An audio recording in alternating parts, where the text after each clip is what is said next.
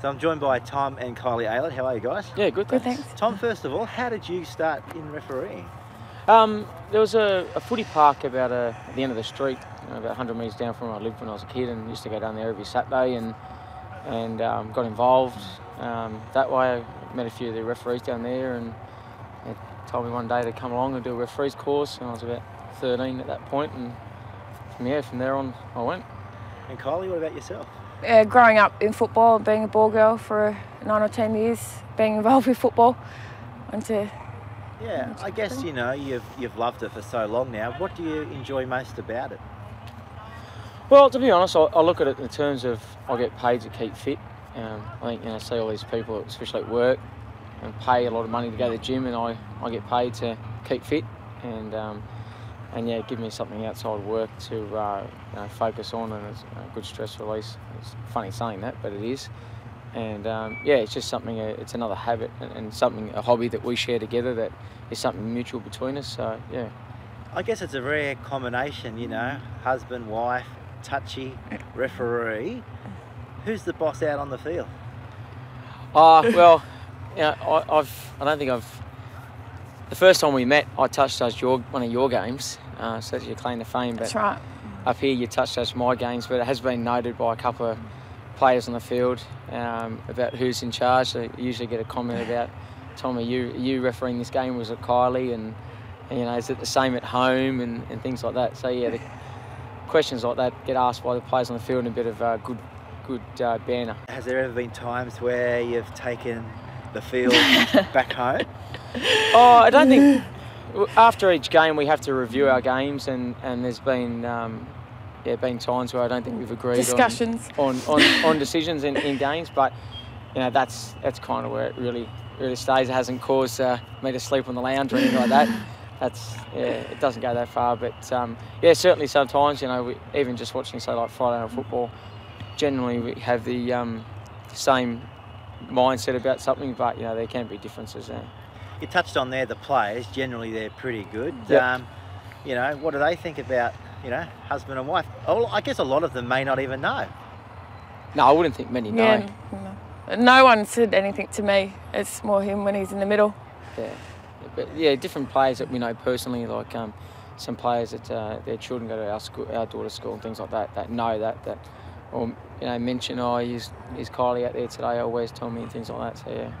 And Kylie, I guess there's not that many ladies refereeing across rugby league in Australia. What would you say to encourage more ladies into the game? To do it, to join your local association and get involved. You get a lot out of it, that's for sure. And back home, you've got a few kids now. What do they think of mum and dad out on the field each weekend? Oh, our eldest daughter, Mia, she thinks it's she loves coming along to games and seeing me out there or Kylie out there, and especially the BarTV coverage or something like that. I know a couple of weeks ago we were at a club for dinner, and I think one of our games is replayed, and she saw us on TV or watches the news and sees the highlights, and they look for it. So yeah, it's funny. And then our younger ones kind of think every NRL game, because someone's in pink, oh, that's you, Dad, and I said, no, it's not, darling. So yeah, they get a bit of a chuckle out of it. Yeah. Overall, I mean, how are we in the refereeing ranks here in Newcastle? I mean, are there a lot of people wanting to become a referee? I think we're pretty well off right now. We've put about 30 new referees through this year, and I think we'll run some more courses next year. But yeah, right now we're good. Yeah. So for a few people that may be umming and ahhing about getting into refereeing, what do they do? Shoot me an email. Yeah. Which is ceo@ncrlra.org.au, and yeah, I pass that email on to our coaching director. A lot of people would say it's a tough job being a referee. What would you say about that? Oh, it is. I mean, well, see, there we go. You don't think it is, I do, but you're the one on the touch station, I'm the one in the middle. It comes with the territory, I guess. You've got to know that's what you're going to get yourself into. I think the biggest misconception is that a lot of young referees think that they're going to referee like the NRL, and coaches and spectators think under sevens has got to be like NRL. Everyone's got to realise everyone starts young and it starts at junior level to get to the level we're at now in terms of the BarTV coverage. We've both been running for about 15 years, so it doesn't happen overnight, and you've got to have certain attributes like a thick skin and things like that. Yeah, and are there more opportunities now in the game because at the highest of level, you know, we have 2 referees? Are there more chances to progress quicker through the ranks? I certainly think that there's opportunities there, and I guess a recent example of that is one of the members from our association, Nick Bichel. He was touch judged. He touch judged their first 2 State of Origin games.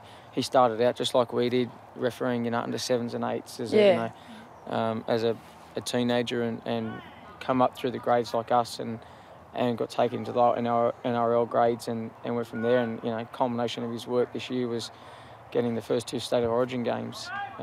So, you know, things like that happen. It's not people on TV all start out the same level that we did, and the opportunities exist for kids to have that go. So who actually looks over your performances? Is there a specific person employed that says, okay, this was Tom's performance this week? Who looks after that sort of stuff? Gavin West. Yeah. He's our referees. Operations manager. Yeah, so Gavin West is the referees operations manager. He's employed by the league. Gavin comes with an NRL background. You know, he again did what we did and lower NRL grades, and went through and was an NRL official for a long time. When he left there, he's taken up the job as our referees boss. Essentially, he goes through all our games each week. We have people at grounds there assessing our performance, and then all the coverage is assessed, and essentially he comes down to him about who does what game each week and come to the finals. But certainly I don't think a lot of people understand the amount of criticism and also how our games have gone over, the reviews and the coverage that it gets. Certainly there's a lot of work going in on our behalf to make sure our performances are up to scratch, because obviously there's games on the line. That's it, you know, I guess only 30-40% is on the field, the rest is behind the scenes. Yeah, that's right. Even attendance here at training, it contributes to your appointments in Newcastle. So it's what you put back into the refereeing association and how you get from that. And just hearing from what you've been telling me tonight, you wouldn't change it for anything. No. No, it's not something we have to do. We don't have to do this. Players don't have to play, but it's something we choose to do. And like I said, by choosing it and being here tonight and things like that, it's an outlet. You know, it's something aside from work, something that, you know, we don't have to do, but we choose to, and it's something that we share together, and it's a good topic of conversation.